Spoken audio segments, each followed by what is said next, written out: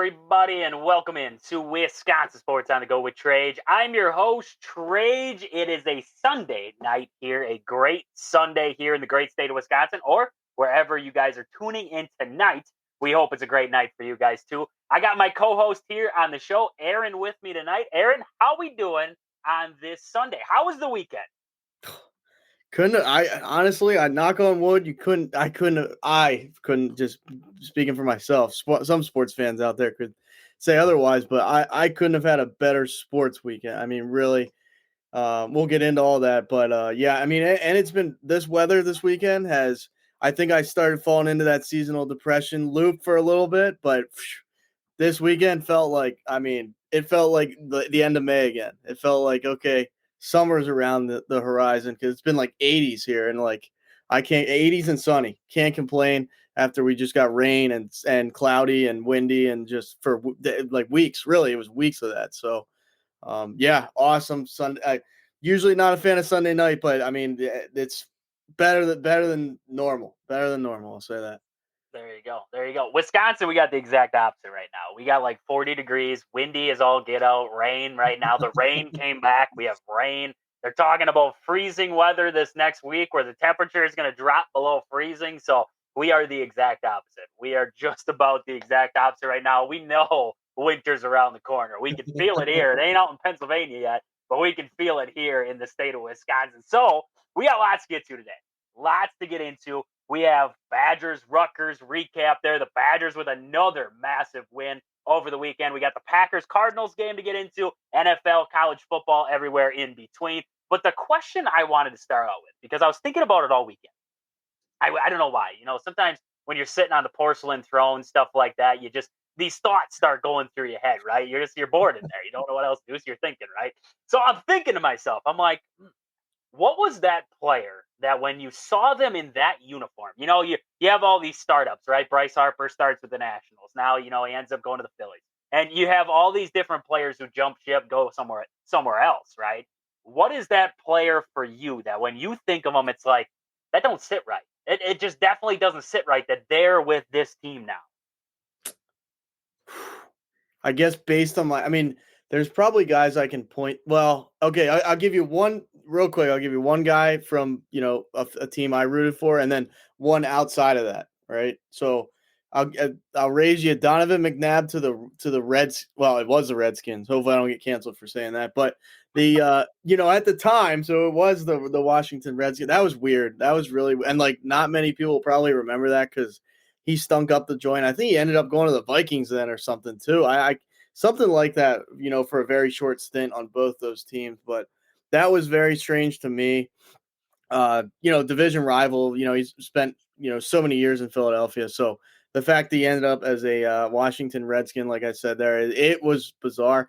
And then it's always weird for me when Red Sox become Yankees or Yankees. Really, you don't see many Yankees become Red Sox for some reason, but like when Johnny Damon went to the Yankees, that was super strange because, I mean, you're used to him, and I think he was in Oakland before Boston, the long hair, the beard, like the guy looks like a caveman. He looks like Brandon Marsh, kind of, and he goes to the Yankees and it's like clean shaven, short hair. It just didn't look right. And I always think when a guy goes from Boston to New York in baseball, especially, like that just doesn't feel right. It's like, now, do you hate him? Do you like him? If you're on the other side. So those are the two guys that come to my mind.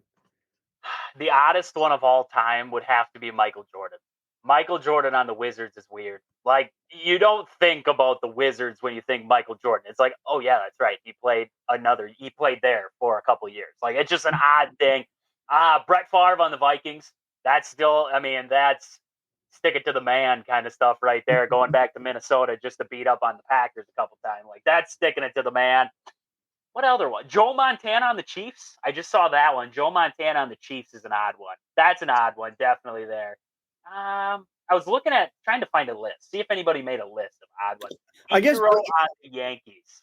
Ichiro on the Yankees. That one. Andrew McCutchen. I feel like Andrew McCutchen. He bounced around so many teams, but like, would you think Tom Brady was weird, or was it just like different? It's kind of like a Michael Jordan. Think about it. Go to football, go to basketball there, like going to a team for a couple of years. Tom Brady, the Bucks, Peyton Manning, Broncos, couple years Yeah. there. I mean, that's a weird one. Let's see. Is there any other weird ones? Ken Griffey on the White Sox. Just think about that. I feel maybe Cam Newton to the Patriots was a little weird. I mean, it wasn't the same. See, the thing is, it wasn't the same. Like you weren't getting like McNabb to the Redskins wasn't the same McNabb. Cam Newton to the Patriots, not the same. Like their level of like how good of a player they was, like it was diminished, right? It was diminished, Yep. and like if like Brady was Brady, he just it would have been even more weird if he went to like the Seahawks, like a weird team, right? Like the Seahawks or like the Cardinals, like just some like the Bucks aren't like a dumpster fire, you know. So it's like, Yep. He went to the best situation. That's what he did. He went to the best situation where I know I could win another one here without Bill. Like that was a big part of it too. He wanted to prove he could do it without Bill there. Anybody in the comments right now, if you have that one player that felt odd in a different uniform, shoot it out there in the comments. We'd love to see your thoughts there. There's a lot of them. I mean, there's a lot of them. Shaq ended up with the Heat at one point. He was with the Celtics for a year. Like that was weird. Dwayne Wade going up to the Cavs. That was another one where you didn't see Dwayne Wade ever leaving Miami. I mean, there's a lot of them. Man, there's a lot of them out there where it felt a little weird. It felt a little weird there. So let's move on. Let's get into what we really came here to talk about today. And that is some great Wisconsin sports, some great sports on the outside of that. Let's get to it all today here. So right away, I want to look Badgers-Rutgers. Let's look at this Badgers-Rutgers matchup there. See what we saw in that game that we liked, maybe what we didn't like moving forward here for this Badger team. So right away, I mean, Badgers come to Rutgers, go to New Jersey. Everybody was talking about this game like it could be a close one. You know, Rutgers 4-1 to start the year. They played Nebraska tight, going against a Wisconsin team coming off a win against Purdue. Is like, okay, this might be a good football game here. 42-7, and Wisconsin controlled just about every single facet of this game, defensively, offensively. I mean, it was Wisconsin football. It was a clinic. Like, this is what we remember of Wisconsin football. They played. I saw the I formation. They went under center. I didn't know that Phil Longo had that in his playbook to go under center ever again, but he was under center. I was like, where was this on 4th and 1? I don't know. Like, we ran under center. It blew my mind. I was like, oh my God, like, what am I watching right now? Is this Wisconsin football? So that was something to take away from that game there. Longo is definitely opening up the playbook for Braden Locke in this offense. And the big thing that, I mean, a lot of people have noticed, Wisconsin fans and outside of Wisconsin, is the Badgers are now using those explosive plays, the big playmakers, right? Vinny Anthony, he has the ability to blow a top off of a defense. They're throwing that deep ball. They're allowing Braden Locke. He's confident. I mean, he threw an interception in this game, which isn't great, right? And the interception he threw was not pretty whatsoever. But they're allowing Braden Locke to just run the offense, air it out, do your thing. Use your big arm and make the throws. That's what I wanted to see. I wanted to see Phil Longo open this thing up. You know, you're talking about an air raid offense. It's a version of the air raid offense. But when you call it that, when you advertise it as that, you're expecting, you know, you have shotgun, you have guys out wide. You're going to be looking to make some deep throws, looking to make some big throws. And that's what we're finally seeing out of this Badger team. So you got to love it in that facet. Phil Longo actually opening up the playbook, and the offense looks pretty good right now. Looks pretty good for this Badger team. So I wanted to dive into the stats here. Dive into the stats a little bit, see what we saw in this game here. So Braden Locke, 20 for 28, 240. He had about 8.6 yards on an average per pass there. And then he had 1 touchdown, 1 interception out of the game. Like I said, the interception, like, you love what Locke has been continuing to do, right? He's been continuing to progress week after week, show a little bit of something to us week after week, where you're starting to feel good about it. You're starting to feel good about this Badger offense. Has that interception. You're looking at it as, well, the decision-making for Braden Locke still isn't perfect, but there's good and bad that comes with it, right? You're looking for the learning curve in there. And I don't know, Aaron, do you have any time to watch the Badgers-Rutgers game there? Braden Locke, he's been impressive over these past couple weeks. Yeah, no, I did get to see like on and off bits and pieces of this. To me, like this might sound, I don't know, cliche or whatever, but they just look fast on Saturday. Like everything looked seamless, right? Like the passing game looks seamless. Like the way, running back's name escapes me. Yeah, like just the way he kind of exploded right through the hole. Pretty much. I mean, he went for what 198 yards. I mean, guy just went completely like ballistic, literally. So, yeah, I mean, I just think they looked like a confident group. Like they looked like, okay, we belong out. Like we're gonna take it to them today. Like, you know, when a team comes out flat, it could be at home, it could be on the road. It's just like, oh man, like you can just get a vibe check early on sometimes of a team. And not to say that's going to play the entire, you know, you play 4 quarters. Like you might come out mentally a little bit in a funk and stuff like that, and then you get it together. But like that was a game where they just kind of came out and put their foot on the accelerator pedal and didn't let up. And like you got to love that as a Wisconsin fan, because it's like, okay, they really didn't leave anything out there. Like I mean, that's back-to-back weeks of massive blowouts. I mean, you Big Ten on the road. I really don't. I mean, obviously, I care a little bit at the competition level, but like we presented on the pregame or the lead up to this is, you know, Rutgers isn't a bad team so far this year, and I mean they went out there and beat the snot out of them for 4 quarters. So, like I said, you can't really find a lot of faults in this one, and that's obviously a good thing. And doing it on the road, like not that it's a huge trip, but it's, you know, Midwest, the East Coast. I mean, there's something to be said for that too. These kids are kids, in fact. So, like making a trip, you know, that's not, you know, just a state or two over. It's a little bit of a, you know, you got to get the mental side of this thing figured out too. Like, you know, how focused are these guys going on the road? You know, you're in a different city. I mean, there's a lot of aspects to college football that we don't really think about, but you go on the road in the Big Ten, beat a team, you know, coming in 4-1. That's pretty good in my eyes. Yeah, no, I 100% agree. And, you know, like looking at next week's game, we're talking ahead here, but you have a game against Northwestern. There's not a lot of crowd noise going to be happening, not a lot of fans in that crowd. You're going to have to bring your own juice. So that's the mentality side that Aaron's hinting at there, is you got to be able to bring your own juice sometimes too. Heading into a hostile environment, you're getting booed on. There's nobody there that's really for you in an opposing stadium unless you go to Vanderbilt. Then it's Alabama fans all the way around there. And well, still, I mean, Vanderbilt pulls off the upset. So we know it doesn't really matter in the end of it. But this team definitely, like you said, came out hot, brought the juice. What I loved was the complimentary football. That was my favorite part. Because you're talking, like you said, Tylee Walker goes for 198 yards. That's awesome. Like, you love to see that. And then you see Cade Yakamele go for 72 yards on 4 carries. So Cade Yakamele was running like he was chicken with his head cut off, just running around there, and it was awesome. I mean, he's just running through holes. But you look at the opposing side there, on the receiving side of it too, 240 yards through the air. And that's Vinny Anthony, 81 yards there. His long was 47. We're talking about blowing the top off the defense. That's what he was able to do again in this one. They actually had 6 plays for over 15-plus yards from Locke. So Locke throwing 6 different balls for 15-plus yards there. And then they had 6 10-plus rushes on the day. So you're talking about explosive plays, not just only through the air, but on the ground too. That is big. I mean, that is big praise to what the offensive line has been able to do for Wisconsin.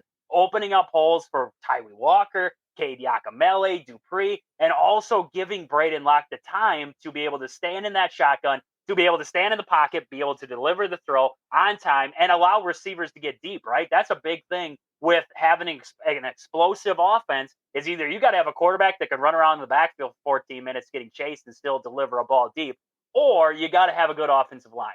The Badgers have a heck of an offensive line right now who are allowing Braden Locke to be confident in that pocket and deliver great throws. So I love what I'm seeing out of the offensive line for the Badgers, and also that defensive line. That defensive line was disruptive in that game against Rutgers there. Not something that we saw early on in the year, because early on in this season, if you wanted to find a weak point in Wisconsin's defense, your weakest link was that defensive line. In this game, I mean, you look at a guy I noted was Elijah Hills. Now, you look at his stats. He had 2 tackles on the entire game. 2 tackles. Nothing crazy, right? You're looking at that, you're like, this guy didn't do that much. You got to look within the game. Because they had, I believe it was, can't remember what the down was, but they were on their side, basically on the goal line, right? And Elijah Hills shoots through the line, is able to get at the running back early, kind of trip him up, didn't make the tackle or anything like that, but slow him down, allowed other guys to come in and fill. That's what I'm talking about when I'm talking about the importance of guys like Elijah Hills and those guys on the defensive line. I'm not always looking for the big stats. I'm not looking, it would be great if Elijah Hills came out of this game with 4 sacks and 10 tackles in the backfield. Like, that'd be awesome. But at the end of the day, when you look back at the tape and you look at what Elijah Hills does for this defense, just disrupting the quarterback in there and making him maybe make a bad decision or throw a bad ball, that's what you're looking for. And that is what I saw out of Elijah Hills in this game. So I love what I've been seeing out of him.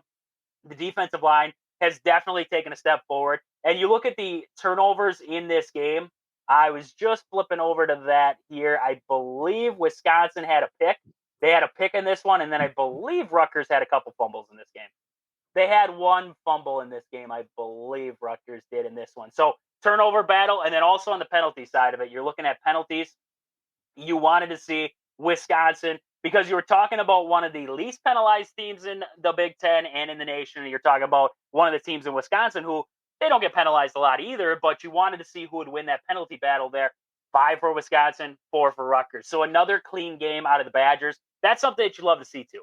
That's something you love to see too, is another clean game of football. We talked about owning the clock. 34 minutes of possession for Wisconsin there, 25 for Rutgers, owning that clock, doing things timely. And at the end of the day, explosive plays, man. Explosive plays are backbreakers for Rutgers in this game, Purdue with the game before that. I mean, right now with this Badger team, is this making, if you're a Wisconsin fan right now, you were kind of on the fence after a 2-2 start. Now you're back to 4-2. You look at that USC game. You think about that USC game. You're like, man, oh man, we should have won that game because we'd be sitting at 5-1 right now. But you're 4-2. You got to be feeling good moving forward here. The offense seems to be clicking. The defense is starting to look good. How are you feeling right now, Aaron, if you're a Wisconsin fan moving forward here? I mean, yeah, just based on the last couple of weeks, you got to be feeling like better than you pretty much have all year. I mean, don't get me wrong, the early on schedule was brutal. I mean, you bring I know Alabama's kind of not been Alabama-esque, but still, I mean, they're still a damn good football team. And like that, even though it's coming into Camp Randall, like Alabama is a different animal. So you have that. You have going to USC, which we just saw. I mean that Penn State, they went to overtime with that USC team is very athletic. Like they could lose, they could be like 6-6, but they have athletes. Like they just have guys that are like NFL ready athletes to me, in my opinion. So it's a tough pill to swallow if you're a Wisconsin. I mean, we got to remember, like, Luke Fickell hasn't been there forever, so there's still adjustments being made. There's still, recruiting. Like, he's a guy that he hasn't had, like, I know I'm just pointing to Penn State, but, like, James Franklin's now been there forever. So, like, they have a blueprint set in place. Like, Wisconsin, yes, they're working on that blueprint, actively working on it, but, like, you're still kind of moving chess pieces around, seeing, does this, throwing this at the wall, see if this sticks. So, I mean, yeah, you have to be encouraged and, like, yeah, pulling up that stat line. I mean, had 7.3 yards per play. Like that's a great clip. You're moving the ball down the field at that rate. And then on the defensive side, like you were touching on that, Wisconsin was just getting after them. I mean, absolutely. With Rutgers 5 for 17 on third down, you're hardly ever going to win like that unless you have a incredible defense, which they couldn't stop a nosebleed of Wisconsin there on Saturday. So yeah, I mean, and then you flipped it to the other side. Wisconsin 7 for 14, so 50%, you'll take that. So yeah, I mean, after some rough going at it early in the season, they've definitely bounced back. And I mean, I look for them to continue the same against a Northwestern team this coming week. It's one of those things. I mean, it sucks in some respects because in college you lose a game, you lose 2 games. Usually it's like, oh man, like it just feels different. But all you can do is play who's in front of you at going forward, and maybe like taking those losses to those teams. Now they're like, okay, we have something to prove. Like it ignited a fire because some teams will crumble under that, and some teams will. Okay, well, we got to make the best of this the rest of the year and see where we end up if we can just play our best ball, which it seems to be what they're doing. Yeah, I love that. You took a punch, you got back up, and you took care of the teams that you're supposed to, right? Purdue, you knocked the doors in. Rutgers, you beat them on the road. Now you go on the road to Northwestern. This feels like a game that you cannot mess up. You have to have this. Because after that, you have number 3 Penn State. We don't know what Penn State's going to be ranked at the time, but right now they're number 3 in the country. And then you have at Iowa. We always know when you go to Iowa and face that defense, it's one of those games. It might finish with a score of 12-7. Like that's just how Wisconsin and Iowa love to play football. It is defense, it's power football. I don't know if it's going to change now that Wisconsin's kind of, I mean, you talked about before, 7 point some yards per play. It's an explosive offense now. So it might change the blueprint of how that game is actually going to fare. We'll find out there. But then you have Oregon, too. You have Oregon on that schedule. Then you have Nebraska on that schedule. You have Minnesota, who they're not great. I'm not going to sit here and tell you that Minnesota's great, but they're sitting at 4-3. They have a win against USC. I mean, they have done their fair share of business. So you have a tough schedule ahead of you yet. If you are Wisconsin and you're still looking to get bowl eligible, these are two massive wins that they picked up. Now you're looking for a Northwestern game to get another one before you're going to go through the gauntlet, man. This is a gauntlet. You have the thing with it is you have Penn State at home. You have Oregon at home. You have Iowa on the road. You have Nebraska on the road, but then you get Minnesota back at home. You have home games against some of these good teams. I'm not saying that it's going to happen because some of the stars got to align and everything like that. But when you're at home, when you're at Camp Randall, and the Oregon game could end up being a night game. I'm pretty sure the Penn State game's already set for like 2:30, so it's not going to be. But you might have a night game against Oregon at Camp Randall. You never know. You just never know in college football. Vanderbilt beat Alabama. Like, you never know in college football what could happen. You have a lot of tough games, but the Badgers are playing different than what we saw early on. The offense is finding a groove. The defense is finally playing well. We'll see. I mean, this is a we'll see. I'm optimistic. Let's go with that. I'm optimistic heading into the rest of this Wisconsin schedule. It makes me nervous. It definitely makes me nervous because these are some good teams the Badgers will be facing off with. But, I mean, you got it, like you said, beat teams in front of you. And Wisconsin definitely, I mean, you talked about before, the Alabama and USC, they definitely have one of the tougher schedules in the Big Ten or in, I mean, I don't know what the rest of college football looks like. The SEC definitely has some tougher schedules, but this has got to be one of the tougher schedules out there. I mean, you're talking about Alabama, USC, Penn State, Iowa, Oregon, Nebraska, and you're playing two of those teams on the road there in Iowa and Nebraska yet. That is a tough schedule in my book. That is a really tough schedule. So we will see. We will see on that with Wisconsin how they fare moving forward. We're going to get more into this game on Tuesday there on the next live show. We'll talk about this game a little bit more. We'll kind of get moving forward towards the Northwestern game and anything else that is happening in between there because there's always something that's happening within the walls in Madison there. So, Aaron, let's look over at the college football slate from the rest of this weekend because there's a lot of good games, a lot of big games throughout college football that we have touched into. Utah gets upset by Arizona State.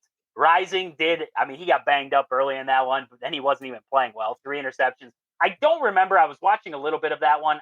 I don't remember if they said that he might have a concussion or something like that. He didn't end up coming off there, and 3 interceptions, not usual for Rising there. So Utah takes the loss. Probably, I believe they dropped out of the rankings there.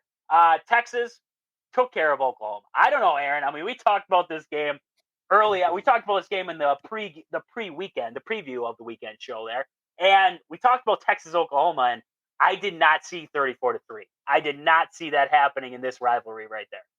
No, I mean, we even said like this is, I mean, there were all those, we talked about how Ohio State, Penn State could be a 1-2 matchup if, that would be if the stars align, but that would have to be where Texas would lose, right? And like that couldn't have been more further from the truth just because, I mean, they went out there and, I mean, they made Oklahoma look like, a team with 3 or 4 losses on the year. Like they just obliterated them. So, I mean, yeah, you're the number 1 team in the nation and things are just rolling for Texas, right? Like they are. It's been a long time since I remember Texas. I mean, maybe they've been number 1 after like the Vince Young days, but I don't remember it. I mean, maybe for a little bit, like here and there, a week or 2 or whatever. But like, it just seems like forever since they've been, like top. You'll see them pop into the top 10 every once in a while, top 25 usually, type deal. But number 1 in the nation's different. So yeah, I mean that and the game right. I'm right here on the list of all the games. The Illinois-Purdue game, which we thought would be an easy dub for Illinois, was furthest thing. I mean, hats off to Purdue. I mean, it sucks you lose. Like that's an awful because you get obliterated by Wisconsin a week ago, and then I mean, you come out and I mean they did everything basically they had to try and win that game, and they still fall short. Like, man, if you're a Purdue fan, that's I mean you're having a rough year, and then you give your fans like false hope that you're going to pull off some pretty decent upset. I mean, Illinois isn't a bad team by any stretch, and Big Ten, in conference play, you're going to Illinois, and yeah, I mean it took overtime for Illinois to pull it out, but. I mean, I literally said, put your house on Illinois, and like, I mean, you still had your house, but the foundation was definitely shaking, right? Like you're like, am I gonna still have this house tomorrow? Type of deal. No, I mean 24-3 at the half. You're talking about a game that was 24-3 at a half. You thought it was over, and Purdue came storming back, and I love it. The ballsy call in overtime to go for two. They could have kicked the field goal. It could have been 50-50, and we could have been having a shootout there in overtime. But no, they go for two. They get sacked on the 2-point conversion, which sucks. But, I mean, I love the ballsy call. I mean, you're in a season where it's a forgettable one. You're just like, screw it. We're going to go for it. We're going to make this thing happen. You got all the momentum. I mean, all the momentum's in your favor. You're like, screw it. Let's go for it. And didn't end up working there. But if you're an Illinois fan coming off of that game, you're like, ooh, wow. Like Purdue almost just ran the table on us. I mean, 17 points in the third quarter and 23 in that fourth quarter to tie it. Illinois had to score 16 points in that fourth quarter just to make it a tie ball game to go to overtime. That is nuts. That is all the way around nuts. But let's talk about a crazy game. Ohio State, Oregon, it lived up to it. It lived up to the hype. It lived up to, we even said on here where like this could be the game of the year in college football. It lived up to it. I thought so, at least. Like this was a shootout. This was back and forth. We had guys spitting on guys, getting ejected from the game. Like it was all kinds of madness, right? I go back to late in that game. Lanning made the most perfect penalty ever. He put 12 guys out on the field. He got the play stopped. That was genius. That was genius. Like I don't know how else to say it except for that was genius. Because right after that was called, the play started back over. The clock started up again. That was awesome. Like I would have never thought about it. I really, I was like 12 guys on the field. How do you mess up such a crucial spot in the game? And then excuse me there. After the game, somebody was talking about it, and they're like, no, he meant to do that. Like, he meant to do that. And then you sit there and you really think about it, and it's like, he had to have. Because nobody was sitting there screaming because there's got to be somebody on the sideline who's like 1, 2, 3, 4, 5, 6, 7, 8, 9, 10, 11. Like, there's got to be somebody who's there, and they're like, get off the field, and then usually they're late on it. But nobody out in the field was like, you're not supposed to be out here. Why are you out here? Nobody. He just stood out there. They made the pass. It was an incomplete pass. Penalty, moved him up a couple yards there. Clock started back over. Game over. I love that play call in that one. What'd you think? Oregon, USC, mouthful there. Oregon, Ohio State. What'd you think of that game there? Yeah, I mean, that penalty, like you said, is genius. Now, do they revisit that and is it something where the time will completely stop until the ball is hiked next time? Like, I could see that being a rule change just because like that might not be the last time you see somebody try and pull that, right? And like, why wouldn't you? I mean, you saw the result of it, and like when I say I live to see Ohio State lose, like that is like cream of the crop stuff for me. I mean, it's like the Yankees and Ohio, like the Cowboys, sure, but like they're not as relevant, and like at least they're not as dominant the last couple decades as like this Ohio State team that just can never go away. And then to see Will Howard like pull, I mean, really, that was like Dak Prescott 2.0. I think it was against the 49ers, if I'm not mistaken, a year or two ago, where Dak's in the playoffs and he runs right up the middle and like time expires. It's like, what happened there? Like how can you not be aware of that? Like you're better off throwing up a Hail Mary and getting picked off than like running right up the middle of the field and you have no time to do anything else after that. Like that was just textbook, just meltdown in a key moment. And like, it was so funny. Ryan Day's like screaming at the referees, that there's 12 men on the field, and like it did him nothing. Like that literally did him absolutely. That's football. Like obviously he's gonna want the penalty there, but Yeah, I mean, Oregon, to their credit, who was the guy commenting in here again? I can't remember his name there. Dustin told us that it was Dustin, yeah, going to be a Dustin. blowout. Yeah, I mean, not to call shots. He was on point with, like, Oregon's defense got waxed. I mean, it is Ohio State, so, like, yes, you kind of grade them with a curve, but, like, they were just, I mean, Howard was throwing the ball every which direction, all, just to everybody. Like, they just, the separation they were getting was crazy. I thought Oregon was in deep trouble in the fourth quarter. I really did, but I mean, to Oregon's credit, like, they hung in there. I mean, Oregon always has a stout offense. It feels like it's just like they always have a quarterback that can. I mean, you go all the way back to, like, the days of Marcus Mariota. Like, it just seems like they've always had a mobile quarterback and a guy that can throw for 1,000,000 yards. I mean, this Dylan Gabriel kid, 341 yards, 2 touchdowns. I know he had some yards on the ground too. Yeah, 32 yards on the ground.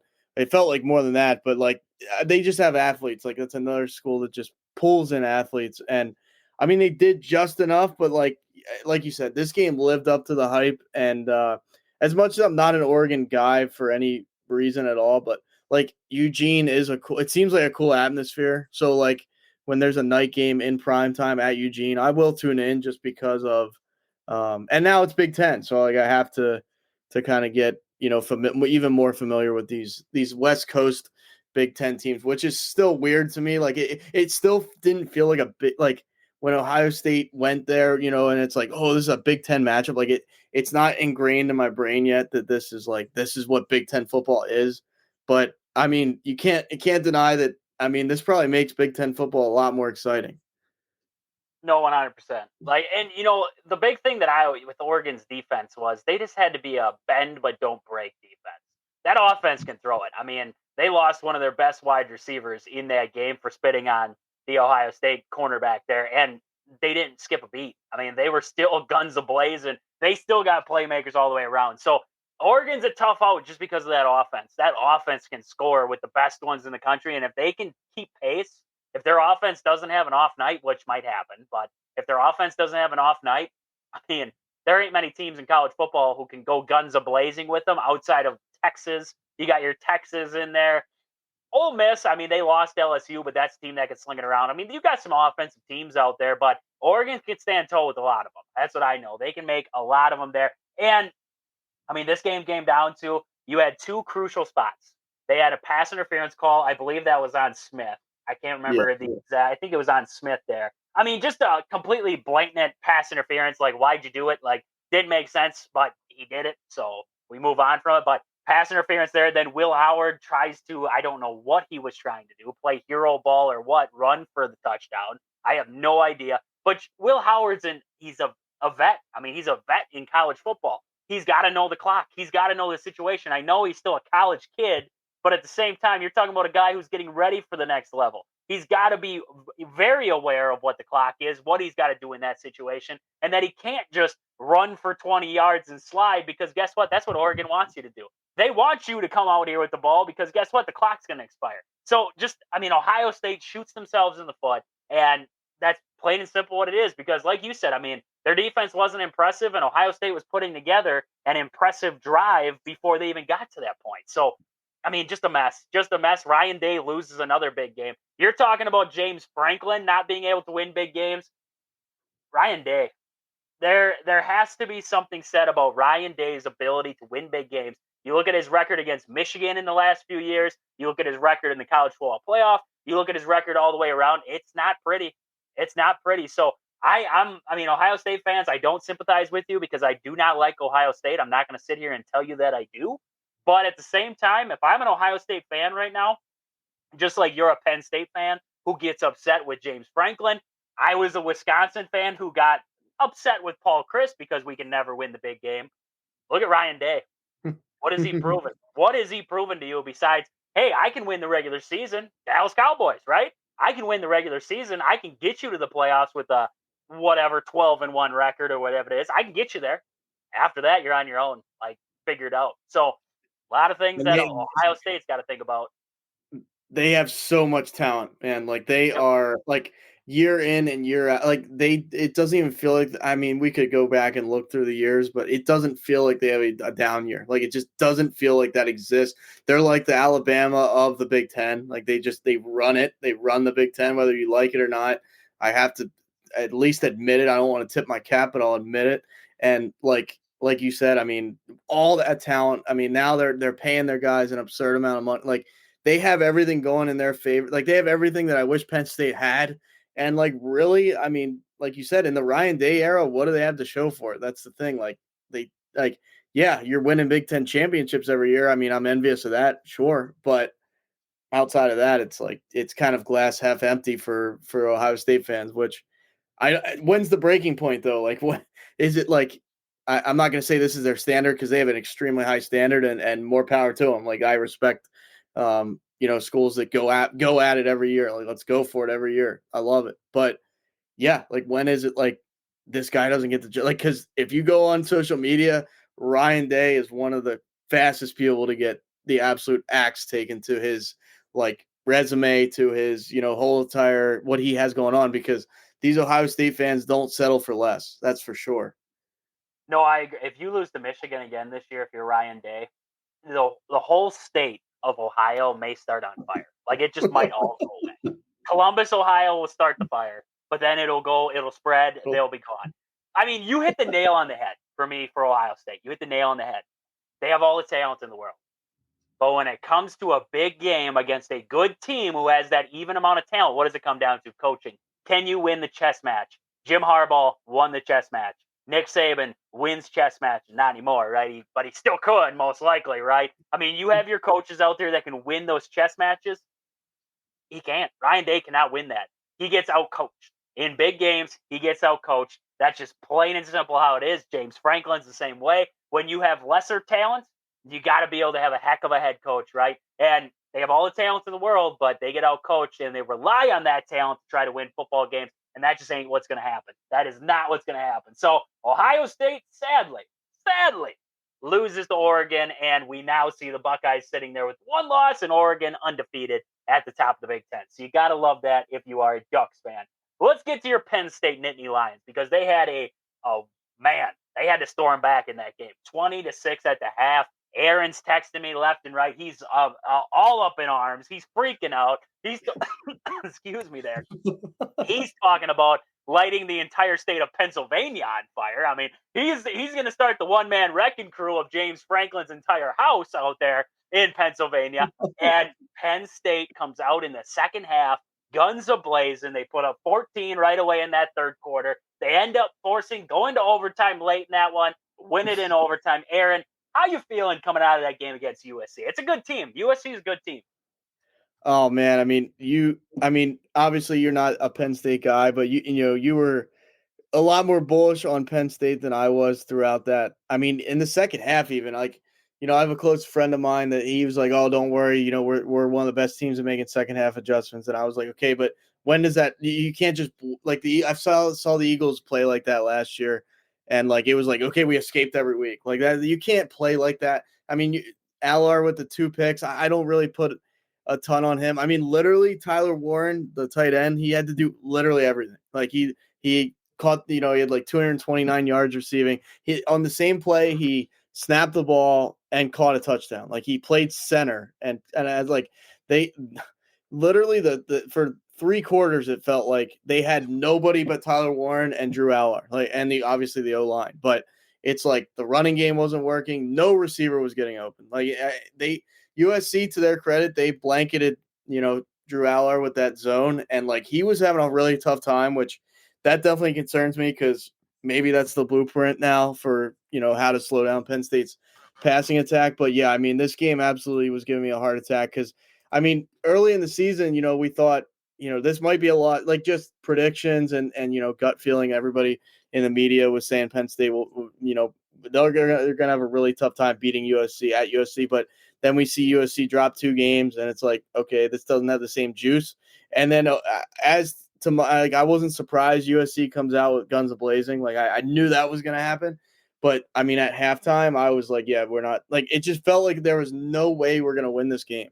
To me, I mean, the defense, to kind of give Wisconsin a shout out, Swiss cheese. I mean, any type of Swiss cheese you can picture. That's what that defense. It was horrible. I mean, it was so bad, and like everybody on Twitter is like, they were because Tom Allen coming over from Indiana, which I didn't love anyway. Like he was getting crucified on X all afternoon. I went to I don't really blame the fan base for that because. Like we could not stop Miller Moss. We could not stop their running back. To me, I think he's an NFL. Like he'll play in the NFL. I just he can completely come out of a cannon and just run all over. And maybe it was just a credit to them or just our defense not being comparable to stopping them. But yeah, I mean after everything and even in the fourth quarter, I mean we were trading punch for punch. USC kicks a field goal. Penn State kicks a field goal. I mean, the Penn State kicker there, literally a walk-on. We could not figure out who was going to kick from week to week. Ryan Barker, yeah, I mean, guy literally walks on. I mean, he's the hero. Not that it's a massive field goal, 36 yards, but I mean, in the clutch, he is exactly what we needed there. And I mean, literally survived USC. I wouldn't even say we beat them. We survived. And yeah, I mean, it's great to get the win. I think that's a game where you replay it 99 times. Penn State probably wins that game Penn State probably loses that game 90 times out of 100 because they didn't USC played better in my opinion. But when the plays had to be made, Penn State made them. USC didn't. I mean, in overtime, USC runs, first play from scrimmage in overtime, they run it kind of right up the middle, and Penn State swallows it up right away. They lose like 4 or 5 yards. That was huge. That definitely knocked their momentum down significantly. And then, they missed their field goal, which at that point I thought we won the game. But yeah, I mean, it was that was one of the most I was almost shaking at one point. It just was so nerve-wracking to the fullest. You gotta love those, though. I mean, it says something to be able to go on the road to USC, be able to handle. I mean, you're down 20-6 at the half, be able to mount a comeback against USC on the road. That's huge. I mean, that's huge. Look at Wisconsin versus USC. That's a flip the script, right? Wisconsin was up big at the half. Not a big, but it felt like it was all in Wisconsin's favor. And then all of a sudden, USC used that home momentum, everything like that, switched the table on them. It says something about a team who can come back in that second half against a team on the road, especially like USC. Now, not a great defense, but that offense can score. We know that offense can score. Marks, like you were talking, they're a great running back, a fantastic running back. They have weapons galore out there in the wide receiver room. They got talent. I mean, that's a heck of a team. That's a heck of an offensive team. I'm not going to say their defense is the greatest thing ever, but there's a heck of an offensive team. Penn State, I mean, they outlasted them. That's what you got to do. That's what you have to do this time of year in college football because we saw a couple other games. Now, Georgia, not really handle their business. Mississippi State able to make a comeback on them there in the second half, 41-31. But this is a game I wanted to get into quick here before we move on to the NFL because we're running long on time already, but we want to get to the NFL, talk about the Packers here. Alabama, South Carolina. I don't know if you were able to catch the end of that one, but South Carolina ties it late in that game there. They didn't tie it. They ended up not being able to get the 2-point conversion or something along those lines, I believe. Onside kick goes the way of South Carolina. They end up getting the ball back. They take a deep shot, ends up getting intercepted. Not great. I mean, Alabama, man, I'm telling you right now, this Alabama team is not as good as that 5-1 record is making you think right now. If I'm an Alabama fan right now, I'm nervous. I'm nervous because this team is, if there is a better side of this team, they're not showing it at the moment. Like, this is not one of those teams right now for me. And you got to think, right? Like, if they continue to just survive week to week, like the fan base will eventually say, okay, this guy's not, whether it's his fault or not, the Nick Saban like chatter will exist. Like, there's no way it doesn't.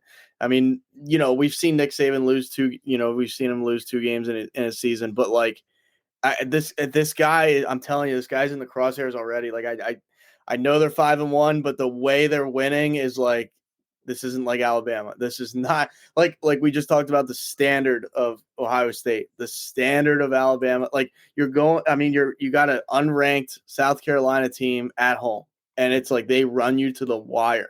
And like, this is not, obviously they get beat by Vanderbilt, Milroe's not playing all too well either. I mean, I think he's completely dropped out of the Heisman race at this point, unless he comes back and just starts lighting the world on fire. But I mean, another 2 interception game. Like you said, I don't know. I mean, I'm gonna pull up their schedule here real quick. Yeah, I mean, It's next week at Tennessee. It's a dog fight the next 3 weeks for Alabama. It's a dog fight. 11, number 11 Tennessee, number 8 or 19 Missouri, and then number 8 LSU. And you still have Oklahoma on the schedule. You still have, I mean, Auburn's not great, but you still have Auburn on the schedule. You do have that game with Mercer, so Mercer is going to be a get right game for you. I mean, that should be a absolute just a murder. But yeah, I mean, wow. If I'll ask you right before we get to the NFL, but if Alabama goes 2-1 is this in this stretch, like I say the most losable game's got to be Tennessee this coming week. But I mean, I don't think the fan base is happy with that. You're in mid season and you have 2 losses and you're Alabama. Like I just that's like we say this is a standard we're talking. Like Nick Saban has instilled we are the kings of college football, and like this new like I said, it might not be the head coach's fault. It might not be, we don't know. Like we're not behind closed doors, and we don't know how much this is coaching or just execution. But man, like I would not want to be that guy. I would not to come into that's like coming into a job after the best employee of all time retires. It's okay, good luck even measuring up to that. I don't care what he's done. But I'm not saying he's a bad coach, but I don't care what he's done before. These people do not they're holding him to the Alabama standard. So if he lights the world on fire everywhere else, but comes to Alabama and they're decent, how good is he to that fan base? I think the biggest thing that spoke volumes to me about the difference of a Nick Saban team and a Kellen DeBoer team was when I saw after the Vanderbilt game, you saw Malachi Moore was out there on the field, and first he wouldn't come off the field. They tried to check him out of the game. He wouldn't come off. He was waving guys back to the sideline that were trying to come in for him. And then he's chucking the mouthpiece out on the field and stuff like that. And you're sitting there and you're like, this would not fly. Like Nick Saban would have this guy around the neck at this point here. Like this would not fly underneath the Nick Saban.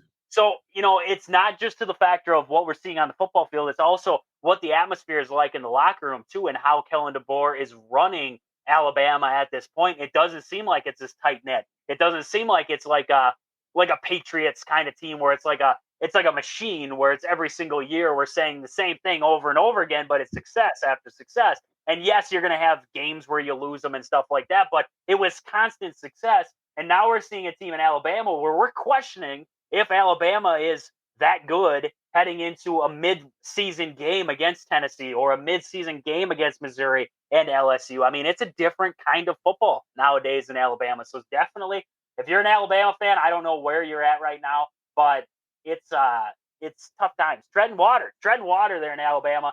Just hoping to see something right in the next game out there. Couple other notables. LSU gets the win over Ole Miss. That was a great game, overtime game there. LSU pulls it out. We see Clemson completely destroy Wake Forest. Outside of that, nothing really crazy across the board for college football games that we did not touch into already on the show here. So we're going to get more into the NFL, everything like that on Tuesday. Any breaking news, anything like that, we'll get into it on Tuesday there. Talking about Aaron's Eagles, too. We're going to have to get into the Eagles a little bit there on Tuesday here on the show. So let's get to the Packers. Let's get Packers, Cardinals, recap what we saw, what we liked, what we didn't really like, everything in between there. Packers 34-13. They definitely covered a spread for Aaron in that game there. I mean, wow. This was one of those games where I loved, like I said about the Badgers before with the complimentary football. This was a game where it was complimentary football. You're talking 179 yards on the ground between Josh Jacobs, 62 yards. You had Emmanuel Wilson with 54. Bo Melton, 27 yards on the ground. Chris Brooks with 21. Jordan Love, he looked good. I mean, he was scrambling. He was doing all those little things that you're like, I'm nervous for this guy. I don't know if he's going to be able to do this again very soon. He was able to get out of the pocket. He was able to do his thing, gain some yardage, get a couple first downs there. You love to see that. And then on the receiving side of it, Christian Watson for 68 yards, a big touchdown pass from Jordan Love. Romeo Doubs comes back into the lineup, and he played well for the Packers there. 3 catches there, 49 yards. He had 2 touchdowns in the game, a long of 20. He had 4 targets in total. So, I mean, a pretty good day from Romeo Doubs there. Ben Sims with a good day for you. Jaden Reed was 6 for 6 on catches in this one, 28 yards and a touchdown in this one. Josh Jacobs catching out of the backfield. A little bit of everybody. I mean, this was complimentary football at its finest, and you love every single part of that. And we also saw Tucker Kraft, the big tight end for the Packers here. He had rushing yards there. He had rushing yards. The Packers set up in a short yardage situation. They just needed the first down. Tucker Kraft comes over from the tight end spot, takes the snap, goes straight ahead for a couple yards there and gets the first down for the Packers. I mean, is it just me? Or are there not enough people in the world talking about how Matt LaFleur draws up an offense? Is there not enough people in the world talking about this guy? Because Matt LaFleur, I mean, you saw it right there with Tucker Kraft coming into the backfield, gets underneath the center, goes forward for 2 yards. I mean, yes, the Eagles run the tush push, and you have all these, the Philly special and everything like that, right? There's been all these weird play calls and all these things that teams are known for. This was the Packers' own thing. I can't remember the last time I've seen a tight end line up under center and snap the ball and go straight ahead. I would be baffled if I seen another one like that. So, Aaron, I mean, does Matt LaFleur get enough credit for what he does offensively? Because for me, there is not enough people talking about this guy. No, I don't think so either. I'm a big Matt LaFleur guy. I mean, him when he came to Green Bay, his record was like incredible. I know through his first 2 years, it was like something you never really see from really he was a first time head coach. So yeah, I mean, I've been a Matt LaFleur fan, from afar. Like I said, I'm not, plugged in as much as you are on the Packers there, but I mean, every time I do see the Packers play, it seems like offensively, at the very least, like they look prepared. I'll put it that way, and they look, it's not a boring. It's not like, oh my, like you watch Jacksonville's offense. It's like this is like paint dry. Watching paint dry is more exciting than this. It really, truthfully is. And like I know it's different quarterbacks and different talent level and things like that, but I just feel like Matt LaFleur is the type of guy to make your team better, your quarterback better. Where like there's some coaches in this league, I think they stranglehold some guys. Like even Mike McCarthy with the Cowboys. Like I think at times they are stranglehold by Mike McCarthy. Where like the Packers, I think with LaFleur, with the creativity, they're just more suitable to like get more out of their guys. Like it just seems like that's week in, week out, year in, year out. I trust Matt LaFleur to kind of pave the way for this team to make the right moves and do the right things instead of like, okay, we're going to run the same basic formations year in and year out. Yeah, no, I agree. And, the big thing with Matt LaFleur was getting Aaron Rodgers the heck out of there. Because Aaron Rodgers, I believe, truthfully, actually limited what Matt LaFleur could do within the offense. Once he was gone, Matt LaFleur was able to do what he wanted to do. Like it was his play call. It wasn't Rodgers saying, "I can't hear you" in the helmet and he's improvising. I mean, you want a quarterback to improvise every once in a while. Like that's great. But Matt LaFleur's playbook is wide open. Jordan Love, this receiver room, these running backs, the offensive line, they're able to take advantage of that. You got to love that. And it's really showing full fold now with what we're seeing on this Packers team. So I love every single bit of that. Also, defensively, I thought Quay Walker played a lot better in this game. I thought Quay Walker, I saw him a couple times. He's getting off blocks. He's doing little things. He had a tackle for a loss. Now, is it great play? Did he end up looking like Fred Warner out there? No, not yet. He's not to that point yet, no. But he did play better. I thought Rashawn Gary played better in this game. He was getting after guys. I really thought that the Packers defense as a whole looked a lot better in this game against an Arizona Cardinals team that has been playing well. And they chased Murray around. They made him uncomfortable. They didn't let him get the big chunk yards. I believe, I was just going to look at Kyler Murray there. He had 7 carries for 14 yards. 7 carries for 14 yards for Kyler Murray there. This is a guy who uses his legs, and that's a big part of his game. That is a huge part of his game. So seeing a stat there of 7 carries for 14 yards, you love that. You look at the Cardinals' rushing game in total, 89 yards on the ground for the Cardinals in this game. The Packers defensively shut down that run game. That was huge. Pass game, 214 yards through the air there. You don't love it, but this Packers team, once again, forcing turnovers. That's what you love, forcing turnovers, right? End of the day, turnover battle is huge in games. Packers in this one, you had the one interception by Jordan Love. Not much you can do about that. Bo Melton slipped. Ball went up past his arm. Like if Bo Melton doesn't slip, it's actually a good thrown ball. But Bo Melton ends up slipping. It's raining in Lambeau. He slips on the grass, falls, picked off. So one turnover for the Packers.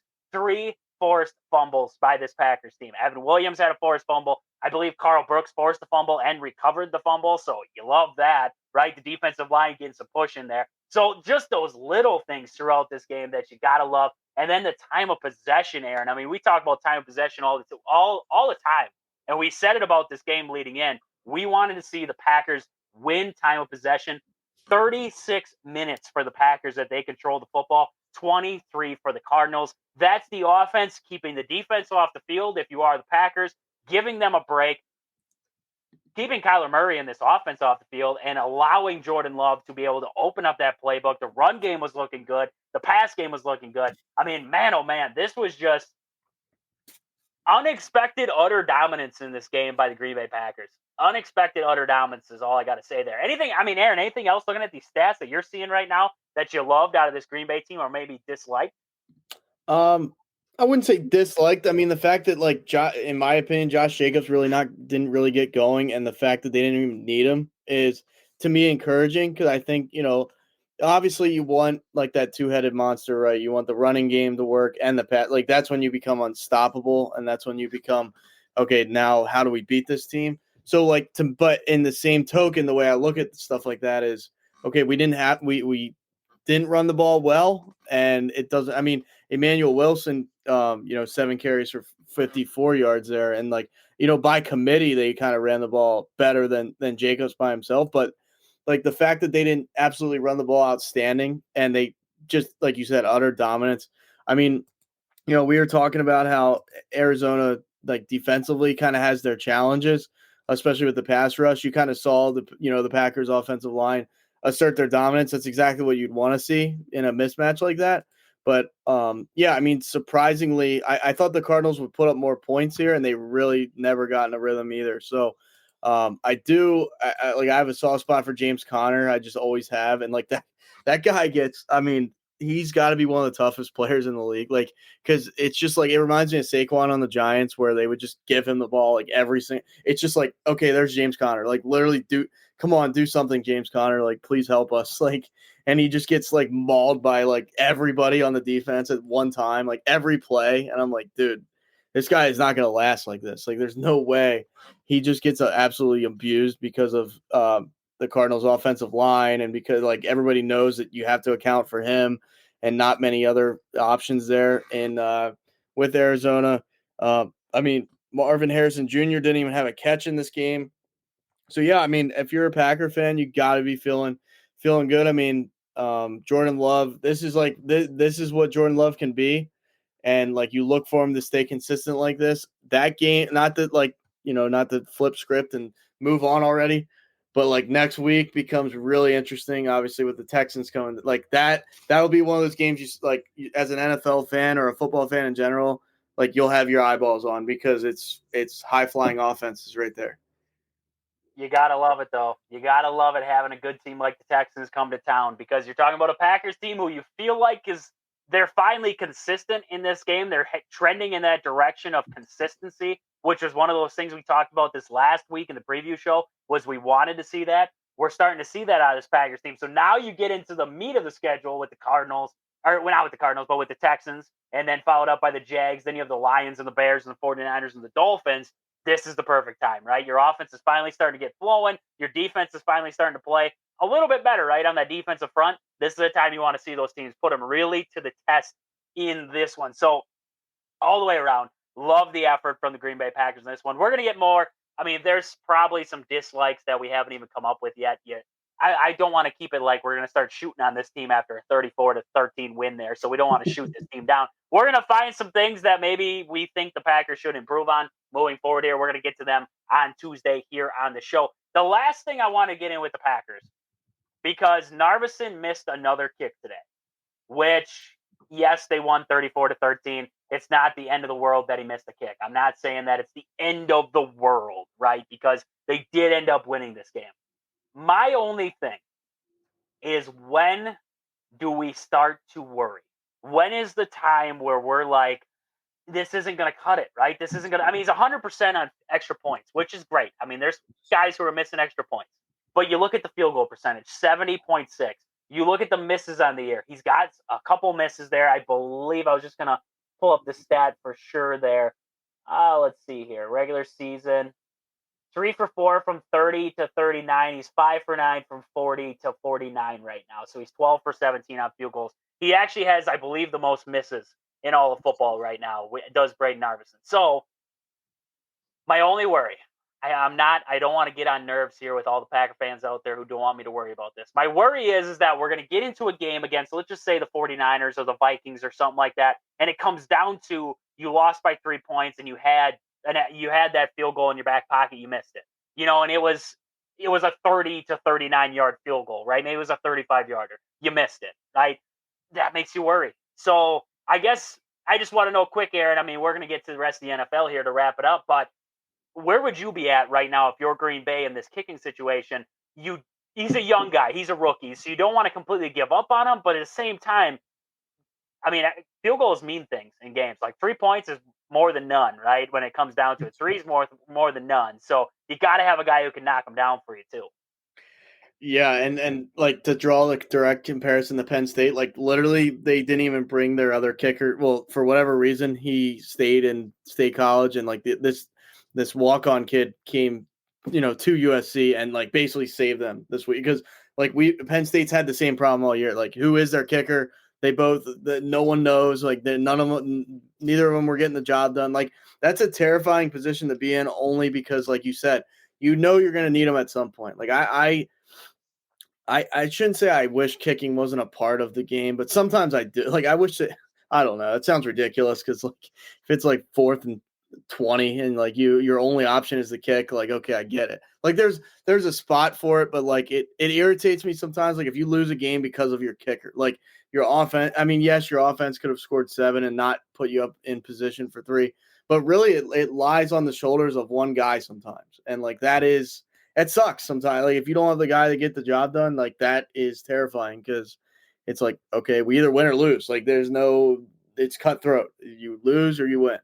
And I mean, yeah, it's you bring up the fact that he's a rookie. Yes, that's important, but is that, I'm not gonna say is that worse, but like, when does he gain like, if he continues like this and it's week 10, 11, 12, and you're like, oh my god, like, we haven't figured this out. Like, is it the point where you sit, like, not say cut him, but like, you try and find somebody off a scrap heap that can just like consistent. I'm not saying you're gonna find Justin Tucker out there, but it's like, just to find a guy that you have a little bit more confidence in, because like you said, like, imagine you're playing the 49ers, like, you're going to need every point against some, how the playoffs go. I mean, you could be undefeated and you go to the playoffs and it's a different story. Like, every position matters. So I'm not going to say sound the alarm yet. We're in week 5 or 6, week 5, I think it's, but I mean, yeah, you can't overlook it either. You can't just be like, oh, he'll figure it out, because you don't know, and he's a rookie. He doesn't have a track record of figuring it out. So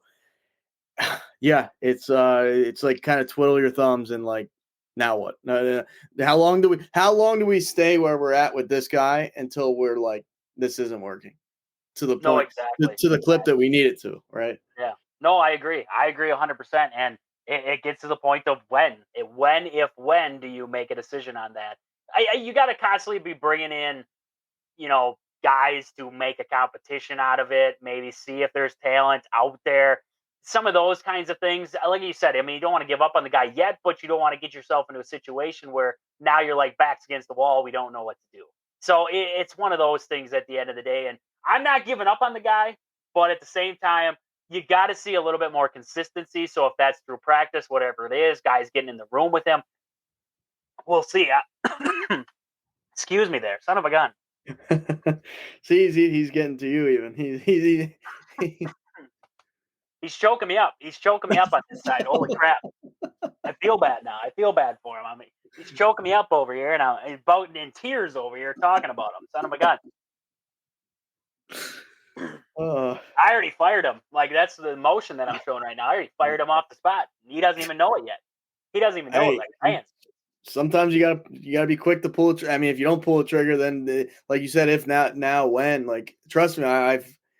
Oh man, that's yeah. I mean, remember when Dallas dropped that? I mean, it wasn't what was it? Romo that was holding the ball, right? Yeah, it was Romo against. Yeah. I mean, I know it's a different situation. It's the holder, not the kicker, but man, imagine if you don't have a good holder, and it's like, oh, we don't have a good holder. This sucks. Like a guy that you don't even think about. Like it's pretty much irrelevant until you need him just to hold the ball, and like he can't. Like that would be. Oh my god, that would be even worse. The good part about a holder, though, is that you could go through your 52-man roster and you could just have a competition to find somebody to hold the football. Like, this is kickers are what I've learned with the Green Bay Packers at this point is, and I've seen it a lot. We can find franchise quarterbacks left and right. We can't find a kicker. We can't. Mason Crosby was it. We should have never got rid of him. He could kick from 50 yards, and that was it. But that's okay. That's okay at the end of the day. We should have just left him sit. You got to move on at some point. But man, oh man, I mean, we went from Favre to Rodgers to Love, but now we're sitting here like we can't find a kicker. We tried to draft one. You don't even draft kickers. We tried to draft a kicker and it didn't work out. It's just one of those things. I don't know what it is. And we mentioned Romeo Doubs earlier on there. He made plays, right? In this win, he made plays, looked good out there. I know there's a lot of people talking about it over social media and everything like that. He didn't look like he wasn't excited. He kind of seemed like this straightforward kind of attitude and everything like that. And I did hear, a lot of guys said that's just how he is. That's his personality. He doesn't get over the top, stuff like that. But what I just wanted to get to, hopefully mentally, because this honestly seems like it's kind of, we worry about his mental health at this point. We want to make sure that Romeo Doubs knows that even Packer fans out there are praying for him, that everything that on his end, we don't know exactly what's going on, but that mentally he's in the right mindset right now. And I think it really helped in that game seeing Jordan Love and the entire offense. After he got that first touchdown, Jordan Love, the entire offense goes down there in the end zone with them. They're huddled up with them. They're hyping him up. They're getting excited around him. Like, I love that. I love that about football. I love that about this Packers team is they're like, hey, dude, we're here for you. We're your family. We had this little disconnect there for a couple days. We didn't know what the heck was going on. He has probably explained the situation, I would maybe think, to some of his teammates, his closer teammates and stuff like that. So they understand the situation. LaFleur maybe understands it. And these guys just getting on his back and telling him, hey, dude, we got you. We're here for you. And it was great to see. Great to see there. So hopefully mentally moving forward, everything gets better with him. And I mean, this is all just in the past at some point there, and we can just move on with it. And this Packers team just becomes whole again, because the biggest thing about this Packers team at the end of the day is what he said, what Jordan Love said, everything like that. It's a family at the end of the day. They're going to go to each other's houses. They're going to hang out with each other. I mean, I saw an interview from the Sunday Night Football lady. She FaceTimed Jordan Love. She was talking to Jordan Love a little bit there and asked him what he was going to do after the win. And she's like, are you going to go out to dinner, this and that? And he's like, no, probably just go maybe hang out at a teammate's house, stuff like that, him and the wife, stuff like that. So, I mean, you love that about a team when they do those things behind closed doors. So hopefully, like I'm saying, Romeo Doubs finds a way with the help to get himself in that right mindset moving forward, that everything's going to be okay no matter what the heck is going on out there. Everything's going to be okay, and that we can move forward from this. So I just wanted to say that just to end the Packers there, just to get into that a little bit. And from the bottom of our hearts here on the show, Romeo, we love you. We love you out there. We want you to know that we love you out there. So let's get to the rest of the NFL before we got to wrap it up for the night here. We saw the Bears absolutely dismantle the Jaguars. Dismantle. We had Frank from Barstool over there. He's starting to chant about that Trevor Lawrence is a bust. So, Aaron, I mean, the Jags are a mess. They don't lose overseas, and they just lost overseas. I mean, what the heck? What the heck is going on? This is, as much as I look back in like the Eagles tenure of Doug Peterson, he has this guy, right? He has this. I think it's just his assistant. It's Press Taylor, and I don't know if this guy is blackmailing Doug Peterson or what, but I was watching the Jaguars chat just light up on X today, and like everybody's saying, here we go with Press Taylor, like, because Press Taylor is basically, like I said, he's Peterson's right hand man. And like, it's like basically he is the scapegoat in a way. It's super weird. I can't even explain it. per se, but to me, the play calling is off, and it's probably Press Taylor's either influence or if Press Taylor isn't there, the offense probably looks better because the Eagles were like, hey, you can get rid of Press Taylor and you can come back, Doug Peterson, and Doug Peterson's like, nope, I need Press. It's like it's a package deal, and it's not working. It's just not. And I don't.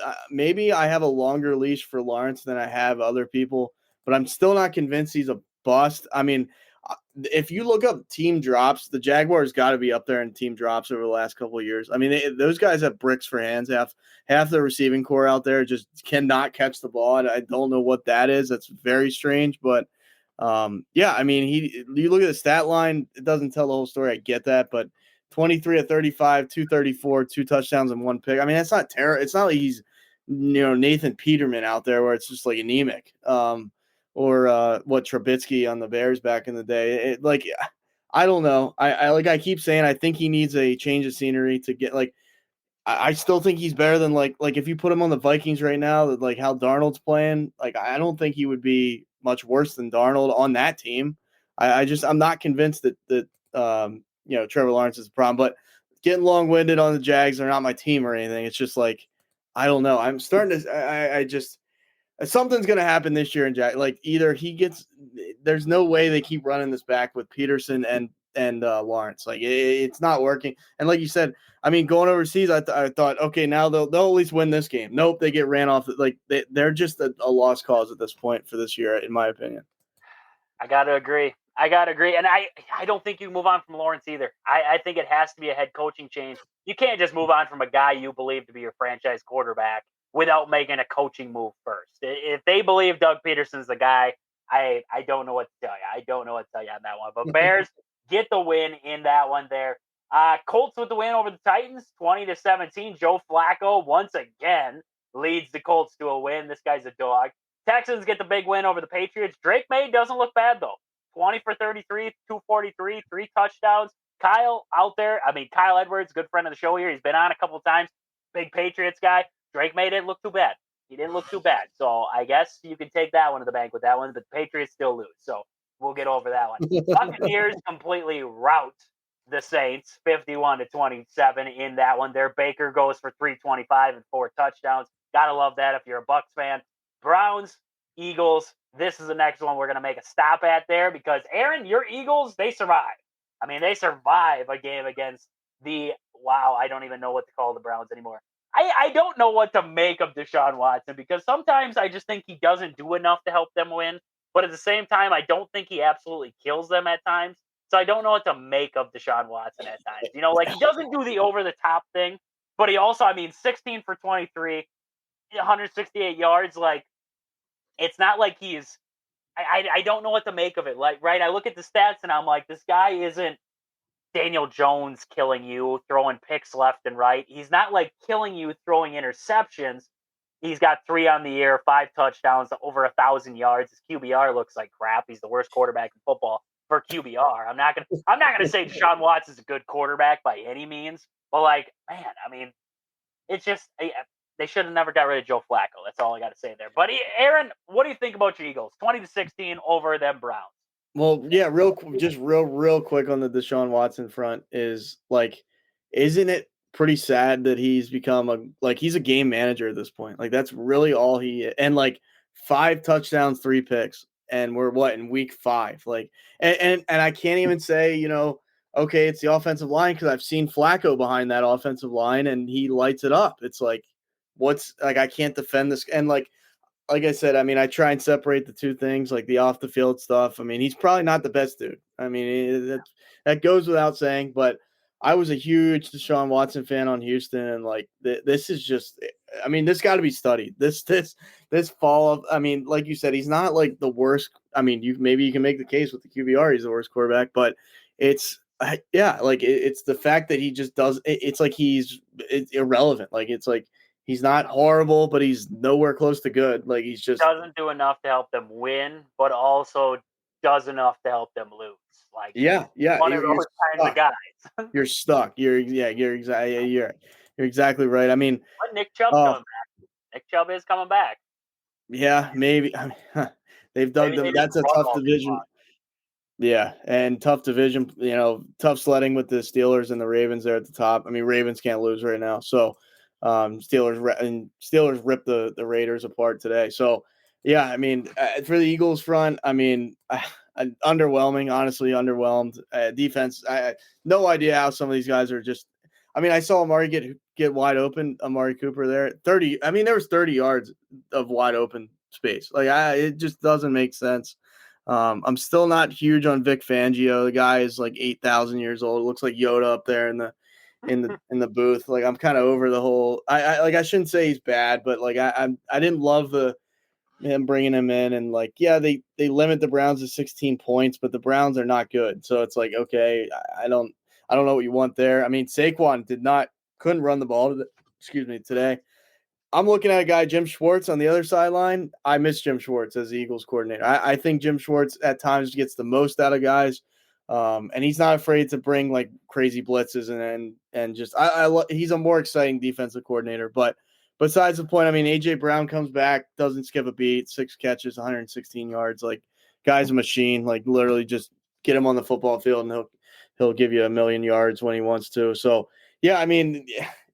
I don't know if the last thing I'll say about this is Sirianni was like chirping the fans in the fourth quarter. I'm like, dude, I get it. Like, they've played well under him, and like Philly is relentless. I can't imagine. Like, I would have meltdowns every day if I coached in Philly. I'd probably hate Philadelphia if I coached there. I'd probably despise it. I'd probably jump fandoms because like those people are ruthless. Like, they are just the epitome of just a-holes. I'll put it that way. But it is. I mean, I don't know. That's not a good look though when you're. Like, Sirianni reminds me of the guy that like he got out of the frat, but like he still goes to the frat house. Like he's because he acts like some kid. Like, he acts like some 25-year-old dude that's like, I don't want to lose my college guy, so I'm just gonna still hang out at college and still do keg stands and like yell explicit words at people. But it's like, dude, you're a 40-year-old man and like you're a head coach and you're like, I don't know. It's not a good look. People are ripping him to shreds already, but like, that's not a good look.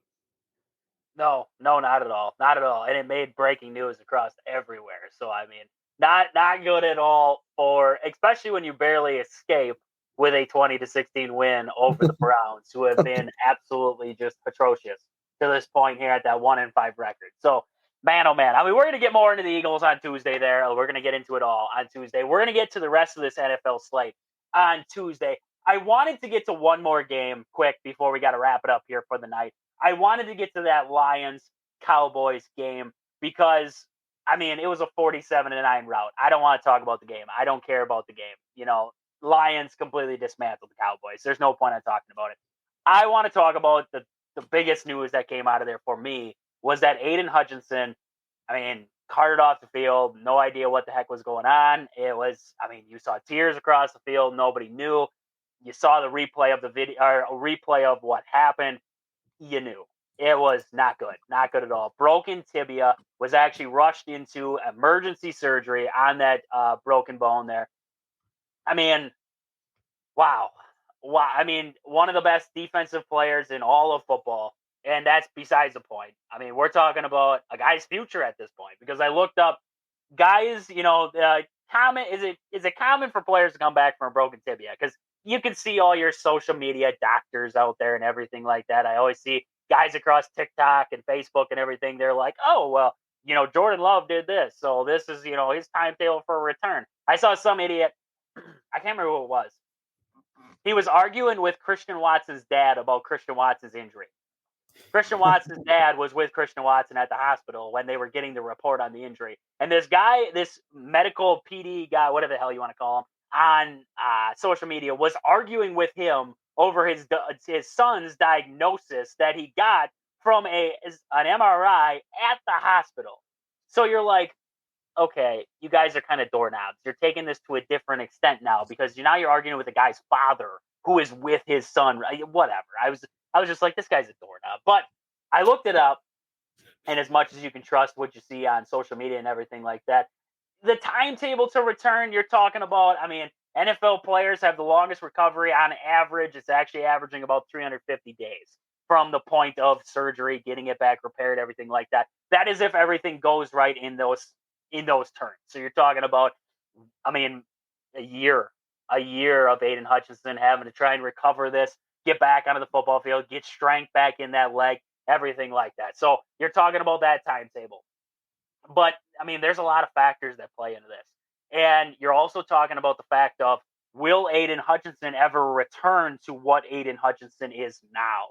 That's the biggest thing for me. And it sucks. It really does, because from a football standpoint, you lose a great defender. But you want the best for Aiden Hutchinson. You don't want to see anybody get hurt to this extent where, I mean, you're carted off the field. You got emergency surgery. Like, you never even pray for that. I don't care if you're a Dallas fan. If you're a Dallas fan and you were sitting there like, oh, great, this guy's out now. Like, screw you. Like, that's what I want you to know is screw you. Like, this was a time when, I mean, everybody on that football field knew this was a serious moment. And it sucks, Aaron. I mean, it really sucks to see a guy of this caliber. And he's not, I mean, he's a good person in general from everything that I've seen. Yes, he's a trash talker and everything like that, but who isn't on the football field? He is just an all around good dude to have in a locker room. And man, oh man, it's going to be a lot of NFL fans missing this guy for the rest of the season.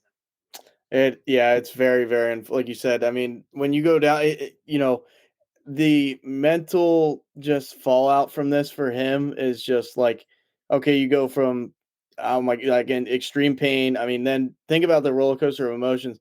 Then immediately going into surgery, it's like, okay, like, like, just things got flipped on its nose so fast in this type of situation. And then as soon as he comes out of that surgery, you got to think, oh man, I'm done for the year. Like, it's no possibility he comes back this year. Like, no way. Like, it's impossible. And like, that's got to play. Like, these guys are so competitive. And I remember Hutchinson at Michigan. Like, he was an absolute monster. He's been, nothing but a stud so far in the NFL. Like, he's a guy that you gotta account for, and like, you gotta think, oh, that guy. That's one of those guys that he goes 100 miles an hour every play. Like, there's certain guys, they take plays off. Like, you can tell who are the guys that, he's like a TJ Watt to me. That's like just 100 miles an hour every single play. And man, that's just like, you feel for a guy like that. You feel for like his family too. I mean, it's going to play an extreme damper on his mental health. Like, there's no way it doesn't. Like, you're used to being in there. Like, you're getting stripped from what you do every week. I mean, even if you show up to the team,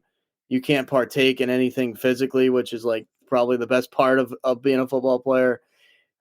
And like, your lower body as like a defensive lineman there, like, you're twisting and contorting yourself. So like you said, we might not see, the same level of, like, I'm not trying to, like, be disrespectful by any means, but like, what if he, just as a realistic thing, like, what if he comes back and he's just like average? Like, that is a damn shame, man. That is like, because this guy was playing at an elite level, and an injury, like, literally a split second, and things can change so quickly. And yeah, you don't wish it on anybody. It's just, it's especially sucks for a guy that he's a young guy, only a couple of years into the league. I don't know. I mean, that's very, very unfortunate. And there's really nothing you can say other than, like, thoughts and prayers and things, but it's, he's going to have a rough go at it. Like, I guess you're never really prepared for something like this if you're an NFL player. No, exactly. And like you said, prayers and thoughts to him, his family, everything like that in this time. Ian Rappaport did report, obviously it's season ending. That's what he had to say in there. But he did say the early prognosis is that being ready for 2025 shouldn't be an issue. All things considered, that's good news from Ian Rappaport there. So that's good news on that side, is that the early prognosis is telling us 2025, this guy's going to be ready to go. Just a matter of, like you said, what Aiden Hutchinson are we going to get in that moment? And you got him from, I saw tweets from his family camp there, from his close camp. He said that if they make the Super Bowl, he'll be ready to go. So you love that kind of competitive spirit out of Aiden Hutchinson. The timetable, I don't believe, is set up for that, but you love that. You love a guy like that who, even in the worst times, is telling you, like, hey, I'm ready to go. We make the Super Bowl, I'll be there for you guys. So you love that there. Like I said, we're not going to get to the rest of the NFL slate tonight. We still got to talk about the Monday night game. So we're going to get into that on Tuesday here on the show. So make sure you're back here for everything Badger Packer. Maybe we'll get into the Brewers, the MLB, a little bit of that. We got to talk all around the world of sports on Tuesday there. So, Aaron, anything else we got to wrap up the show tonight? Anything else you got on the tip of your tongue you've been waiting to talk about? Not really. I mean, I'm living for that Penn State win still. Like I'm that to me almost felt like a national championship. Like as corny as that is, like it was just I didn't expect them to win and for them to win that way. But I'll share the just because it'll be a different day on Tuesday. I'll give you the honorable fact of the day, which this one's a little crap! interesting. We forgot about the fact of the day. Aaron, what do we got? Fact of the day. Shoot it out there. It's not political, but it has to do with politics. I'll put it to you that way. So, little teaser. The cornerstone of the White House was laid out today, marking the first day of construction in 1792. So, talking about the White House construction plan, like basically the beginning of the making of the White House was on this day, October 3rd, almost October 14th, but October 13th in 1792. I mean, you're talking quite a long time ago. Wow, that is like the ultimate bomb of a fact of the day to end it there. I would not have thought that. Would not have even like crossed my mind. Wowza, that was digging deep into the bag there. 1792, the first cornerstone was laid. The more you know. The more you know. We learn something. We try to learn something every day. That's what they say. You got to learn something every day. We hope that we taught you something. We probably didn't. You probably were yelling at your screen the whole time. You probably, if you're listening to this after, you're probably yelling at us there too. You're probably calling us idiots. That's okay. That's okay. We want to hear you. We want to hear your comments. We want to hear you tell us that we're not good. Like that's what we want. There's probably better like there's probably one that's even more of a bombshell, but like that one actually came up multiple times, like even on like Google, because it said what's special about October 13th, and like that was like that is what was special. So like you got to think that. I mean, the White House is. I'd love to see it. That's one thing. Like I know it's kind of impossible, right? But it's like that would be cool to. That's something you remember forever. Oh, I went to the White House. Like that's legendary stuff. We just have to get recruited to be on a coaching staff for a very good team.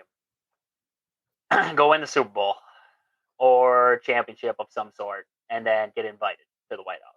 That's possible. Maybe, just maybe, they'd let us in. So we got to get on the Kansas City Chiefs coaching staff somehow. I could be the guy who makes the burgers for Andy Reid. I can get him away from the fast food ones, and I can just be his personal burger maker. Like that'd be okay. That'd be okay. You could be the rapper guy. I'll be the grill guy. I'll be the grill guy. I'll defer. That's all you. You can definitely do the heavy lifting there. But I mean, Andy Reid needs a designated burger guy. So I mean that may we don't have coaching experience, but we might be able to edge our way into the burger. The burger police for Andy Reid. Tonight, wherever you guys are listening from, you might be today already. I am going to write a letter to Andy Reid. I am going to personally sign it from myself to Andy Reid to try and get him to let me be his personal burger guy. If it doesn't go through, maybe he'll get a laugh. I don't know. Maybe he'll get a laugh out of it. Everybody needs that guy, right? Russell Wilson's got a guy, his personal meal maker. Andy Reid needs a personal. It's not going to be a healthy meal. I'm not advocating for healthy meals here, but we're advocating for a greasy burger off the grill. That's all I know. So, Aaron, what do we got? Anything else to wrap us up here? Anything else to wrap us up? No. Let me just ask you the 30-second answer. Do you think Ohio? Did you see the AP Top 25? That's the first question. Yes. Do you think Ohio State it's fair where they dropped to, or should they have dropped more? What do you think there? That's fair. That's a fair one because they lost to Oregon. It was on the road in Oregon. It was a close game. You don't drop them very far. Michigan at 24, still suspect to me. Wasn't sure about that one heading into there. They got 2 losses on the season, but they played well enough. So good enough for me. Wrap it up. Who cares about the AP poll anyways? It doesn't mean crap when it comes down to it. The committee makes a decision, and usually the wrong one. Just ask Florida State fans. They don't think about it. So that's about all we got. Son of a gun, we ran over an hour 30. We're trying to cut at an hour 30. I went along with that answer there and a little bit long. But with that, for Aaron and myself, we hope you enjoyed the show. If you did, make sure you like, subscribe, tell your friends about it. Make sure you're commenting in on the next show there. It's going to be live again tomorrow there across all social media platforms, podcast, wherever podcasts available. You can check out the show there if you miss the live show. Also, we're going to be back on Tuesday. Our show schedule, Sundays, Tuesdays, and Friday nights. We are always live here. Facebook, Twitch, Twitter, YouTube. We're trying to get into other platforms. We'll see if we make it there. But once we do, we'll let you know on that one. So with that, for Aaron and myself, this has been Wisconsin Sports on the Go with Trage. Thank you guys for listening. We hope you guys enjoy the rest of your night and tomorrow. But until we talk to you guys again on Tuesday, see ya.